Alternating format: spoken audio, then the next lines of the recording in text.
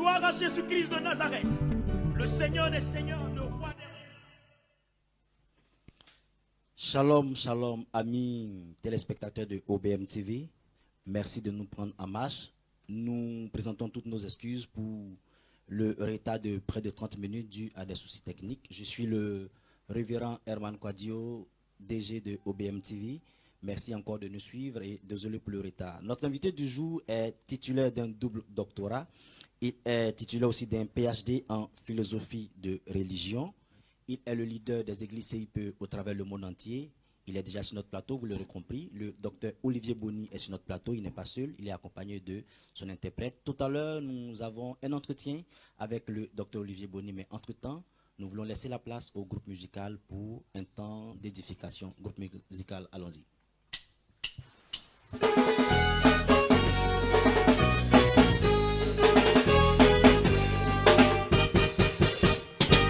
You are an awesome God, mighty God, mighty God.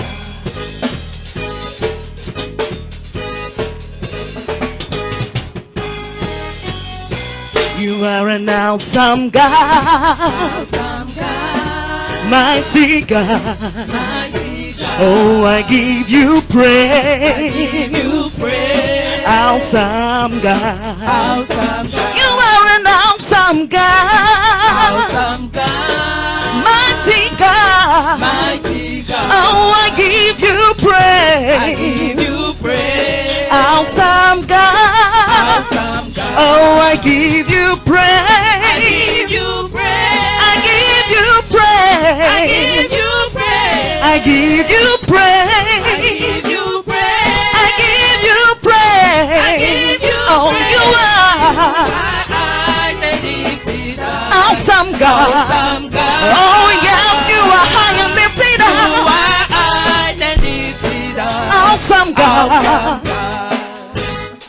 you are an awesome God, Awesome God. mighty God, Mighty God. oh I give you I give praise, you praise. awesome God, Awesome God. you are an awesome God, Awesome God. you are a mighty God, Mighty God. oh I give you I give praise, you praise. awesome God, Awesome God. oh I give you I praise, give you praise. I give you praise, I give you I give you praise. I praise, give you praise.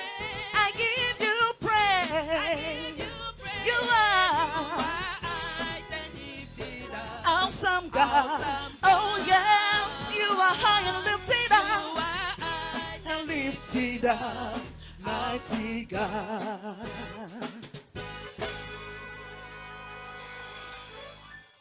Merci au groupe musical, merci pour ce beau cantique, que Dieu vous bénisse.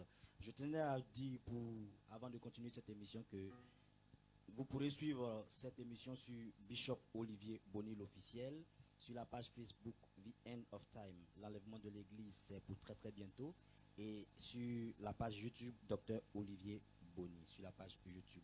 Je vous le disais en introduction, notre invité n'est pas seul, il est avec son interprète, l'évangéliste Brigitte Mbass.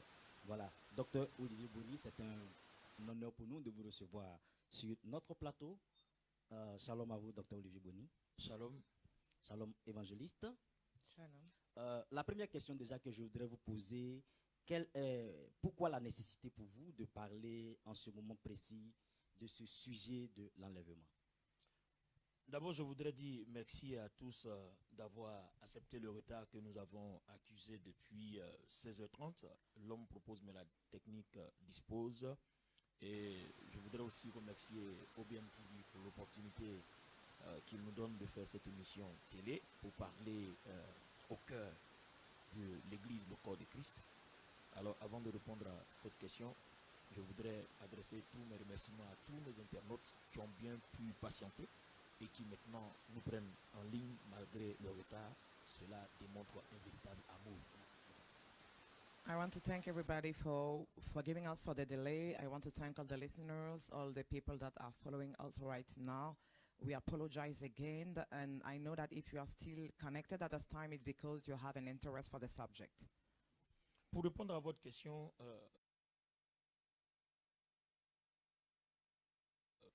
je voudrais juste dire que il n'est pas facile de parler des choses importantes que de le faire en temps important. Alors, la fin des temps arrive maintenant parce que, dans tous les cas, il y a longtemps que la Bible dit que le Seigneur Jésus ne revient pas. Et les gens ont constaté que depuis, il ne vient pas. Et là, avec le calendrier biblique, on réalise que le Seigneur revient, mais dans un temps précis, d'ici 2020 jusqu'à 2007, selon le calendrier, l'enlèvement doit 2027. se produire. 2027, l'enlèvement doit se produire. C'est pour ça que nous en parlons et de façon active. D'accord. We are speaking about the end of time at this moment because we realize that it's going to happen between 2020 and 2027. And speaking about an important subject needs to have an important time. D'accord. Je voudrais dire que vous n'êtes pas à votre premier direct sur l'enlèvement. En effet. Les autres sont déjà disponibles, comme je le disais tout à l'heure, sur les pages Bishop Olivier Bonny, l'officiel, et puis sur la page The End of Time, l'enlèvement de l'église, c'est pour très très bientôt. C'était utile pour vous de traduire l'enlèvement, de traduire ce direct-là? D'abord, nous sommes partis avec 3 premiers directs en français, et puis on a réalisé que le sujet intéressait une grande partie du monde entier. Et on a vu l'explosion du suivi de nos directs sur l'enlèvement. On était le premier, je crois qu'on est parti jusqu'à près de 40 000 vues. Et les anglophones ont commencé à faire la demande, vu le témoignage des anglophones. Ils ont demandé que est-ce qu'il était possible de le faire en anglais. C'était pas mal aussi, étant donné que j'ai un interprète qui sait très bien le faire et qui le fait si bien à l'église. Donc on a décidé d'élargir nos tentes. D'accord. Nous allons aller tout de suite dans le sujet parce que nous avons 1 heure d'émission par rapport au retard de 30 minutes que nous avons eu. Vous parlez actuellement de l'enlèvement au regard de l'Apocalypse. Vous parlez des 7 églises que Jean a citées dans Apocalypse. Là, vous avez déjà étudié 4. Il en reste 3. L'église de Sardes, de Philadelphie et de Laodicée. En quoi est-ce que l'étude de ces églises-là peut nous aider à comprendre l'enlèvement? En fait, l'Apocalypse est la révélation que le Seigneur Jésus lui-même donne à Jean directement. The book of Revelation is the revelation given to Apostle John by the Lord Jesus himself. Quand vous étudiez l'Ancien Testament, vous allez voir que le Seigneur envoyait son ange. Et là, le Seigneur lui-même parle à Jean. Cela révèle l'importance de l'affaire. In the Old Testament, you can see that the Lord was sending the angel, but here he speaks himself to John. Il est donc opportun pour nous de chercher à connaître, à comprendre, sinon à décrypter le livre d'Apocalypse qui se divise en 3 parties.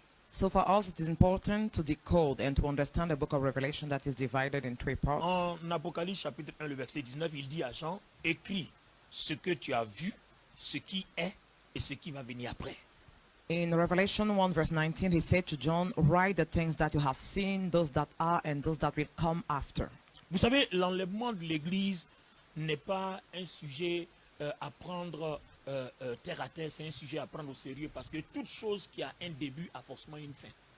The rapture of the church is a serious matter because everything that has a beginning has definitely an end.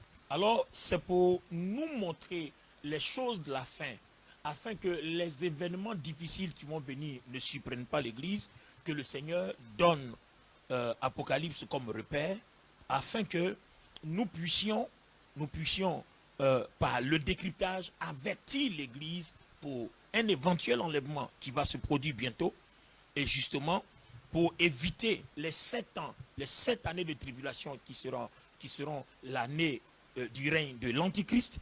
Et vous voyez, toutes ces choses-là sont tellement proches qu'on est obligé de sonner l'alarme, sinon l'heure peut être grave pour l'humanité.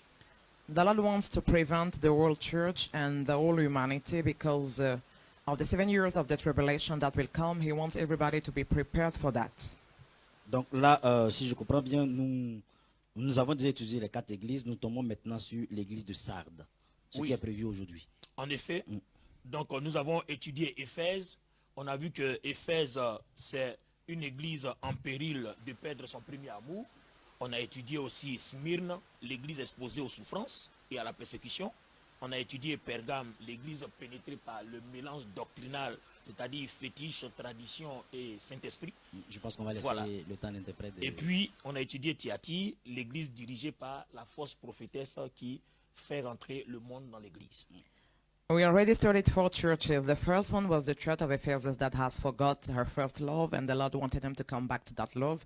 The second church was the church of Smyrna. The Lord didn't blame them for everything, but he wanted them to resist during persecution. The third one was the church of Pergamos. And the last one was the church of Thyatira.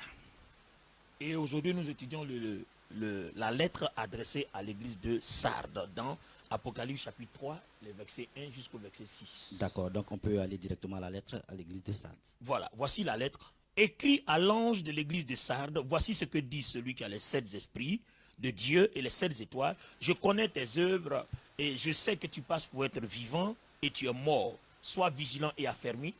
Affermis le reste qui est prêt de mourir, car je n'ai pas trouvé tes œuvres parfaites devant Dieu.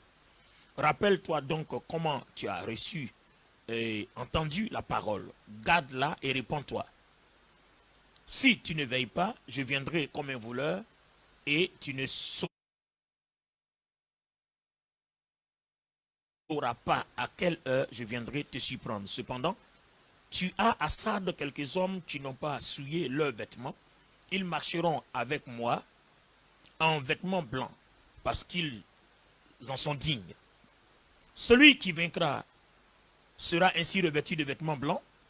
Je n'effacerai point son nom dans le livre de vie. Je confesserai son nom devant mon Père et devant ses anges. Que celui qui a des oreilles entende ce que l'Esprit dit à l'Église. And to the angel of the church in Sardis write, These things says he who has the 7 spirits of God and the 7 stars. I know your works, that you have a name, that you are alive, but you are dead. Be watchful and strengthen the things which remain that are ready to die, for I have not found your works perfect before God. Remember therefore how you have received and heard. Hold fast and repent. Therefore, if you will not watch, I will come upon you as a thief, and you will not know what hour I will come upon you. You have a few names, even in Sardis, who have not defiled their garments, and they shall walk with me in white, for they are worthy. He who overcomes shall be clothed in white garments, and I will not blot out his name from the book of life. But I will confess his name before my Father and before his angels. He who has an ear, let him hear what the Spirit says to the churches. Ok. Avant d'aller plus loin, Dr. Olivier Bonny, est-ce que vous pouvez nous présenter l'église de Sardes? En effet, pour comprendre la lettre adressée aux 7 églises d'Apocalypse, il faut faire une étude historique. Bon, on ne peut pas faire une étude historique là, sur ce plateau, mais on va essayer de faire un survol historique pour sortir quelques éléments pour présenter Sardes et pour montrer le contexte biblique, c'est-à-dire pourquoi il plut au Seigneur de dire ce qu'il a dit à Sardes par rapport à la lettre. On pourra de comprendre qu'après analyse du contexte historique. In order to understand the letter of the Lord to the church of Sardis, we need to have a look at the historical side. We will not speak about everything here, but we'll give some insight that will help us after that to understand the biblical side of the letter. Alors, Sardes a une importante situation géographique dans la mesure où Sardes, quand on a étudié Éphèse, on a étudié Smyrne, on a vu que Éphèse et Smyrne sont des villes portuaires. Et nous avons vu que Sardes a d'importantes routes qui mènent à Éphèse et à Smyrne. Donc on peut comprendre que la ville de Sardes doit sa richesse à un grand pont commercial qui relie Sardes à Smyrne, qui relie Sardes à Éphèse. Je crois que Sardes est à 80 km de Smyrne. Donc on peut dire que Sardes sa richesse vient aussi du fait que Sardes a été créé par le roi Crésus, qui est un riche roi, un roi très riche. Donc je crois que une partie de sa richesse est partie aussi de là. When we speak about the city of Sardis, we have spoke before that it was close to 2 cities, Ephesus and Smyrna. And because of the trade bridge that can link those cities with Sardis, that's where the wealth of the city came. And it also came from the king Croesus, that was a wealth king, and that brought all the wealth in the city. Et le roi Crésus a été détrôné en 546 avant Jésus-Christ par Cyrus. Donc, en 546, Cyrus va détrôner Crésus. Vous savez qu'à l'époque des empires, quand un roi élargit son territoire, il devient de plus en plus riche. Donc c'est comme ça que ce combat-là, engageant Cyrus contre Crésus, en 546, on a vu la victoire de Cyrus. So Cyrus was defeated, Croesus was defeated by Cyrus, and this is how we can see the enlargement of the kingdom of Cyrus after that. Et on a vu que depuis 546, Sardes devient une résidence des Perses, parce que Cyrus c'est un Perse. Et on va se rendre compte qu'en 499, la même ville Sardes est incendiée par les Athéniens, voilà, qui ont pu la prendre. Donc Darius se venge de Sardes impliqués dans une guerre opposant la Grèce et les Mèdes. Je vais laisser mon interprète avancer. And when we look at the historical side again, we can see that the city was burnt by those of Athens. Donc, après Athènes, il y a Darius aussi, le Mède, qui va revenir pour reprendre possession de Sardes. Le roi Darius. After the Athenian, we have King Darius that came back to take possession of the city of Sardis. Et en 334, Alexandre le Grand aussi va conquérir la ville. And the city was also conquered by Alexander the Great in 334. Et en 214, Antiochus le Grand va aussi conquérir la ville. And after that, the city was also conquered in 214. Et en 190, Sardes devint une province romaine. And in 190, it became a Roman province. Donc, c'est, excusez docteur, ce sont des années avant Jésus-Christ. Oui, des années avant Jésus-Christ. D'accord, allons-y. Allons-y. All those years came before Jesus Christ. Et en 17 après Jésus-Christ, là maintenant on tombe maintenant, en 17 après Jésus-Christ, un fort tremblement de terre va détruire Sardes. Wow. And during the year 17 after Jesus Christ, a great earthquake destroyed the city of Sardis. L'empereur romain va accorder un crédit de 10 millions, voilà, pour la reconstruction de Sardes, mais Sardes ne se remettra pas de ses ruines et de ses malheurs. And they received a loan of 10 million to rebuild the city, but the city was never rebuilt as it was before. Si vous allez à Sardes aujourd'hui, vous pouvez voir les ruines d'Artémis, la déesse Diane. Vous pouvez voir toutes ces choses-là qui existent à Sardes. Donc voilà Sardes qui part d'une ville riche, après un tremblement de terre, reconstruction, après de succession d'empereur en empereur, de guerre en guerre, jusqu'au tremblement de terre. Sardes a souffert, mais après ça, ça n'a pas empêché ça de redevenir encore plus riche. So the city of Sardis went from suffering to suffering through all the defeats, all the burning of the city, but it didn't stop them from becoming rich again. Alors, si vous permettez, on peut profiter en même temps pour voir les caractéristiques de Sardes. Voilà. Elle a la réputation d'être riche à cause de Crésus. Parce que quand on mentionne Crésus, on voit déjà la richesse. Il était un homme très puissant. Voilà. Et c'est d'ailleurs le nom commun, quand vous parlez de Sardes déjà, on voit un nom commun ici qui signifie source de richesse. Voilà. The city is known to be wealth because of its king, Croesus. When we say the name of the king, we all think about the wealth of that king. Donc on disait que le sable de Pactole était de l'or. Sardes était un endroit très riche en or. La terre était très riche en or. The land of that city was a land very rich with gold. Et Sardes était très habile aussi en art artisanal. And they knew how to use their hands to do work. Et ils étaient aussi réputés pour la monnaie d'or et d'argent qu'on y fabriquait. And they were also known for the currencies that they were building. Sans parler de ses prestigieux bâtiments et de son commerce prospère. And also for the buildings and the prosperous trade. En un mot, Sardes était une ville d'opulence. In one word, it was an opulent city. Voilà, la plupart de ces villes-là sont des métropoles et nous savons que, comme on l'a dit au départ, quand vous prenez Sardes, relié à Éphèse, ville portuaire, relié à Smyrne, ville portuaire, donc c'était un grand territoire de commerce et de business très prospère. Donc on va comprendre pourquoi le Seigneur adresse cette lettre-là avec des mots durs. So it was a great city, a great place of businesses, and we are going to understand why the Lord is speaking to that church with hard words. Avant de continuer, je voudrais rappeler à tous ceux qui nous suivent que les anciennes vidéos, les anciens directs du Dr Olivier Bonny sont disponibles sur la page Bishop Olivier Bonny l'officiel. Et puis sur la page The End of the Time, l'enlèvement de l'église, c'est pour très très bientôt, les précédentes vidéos. Sur la page YouTube, Dr Olivier Bonny. Voilà. Gloire à Jésus-Christ de Nazareth, le Seigneur des Seigneurs.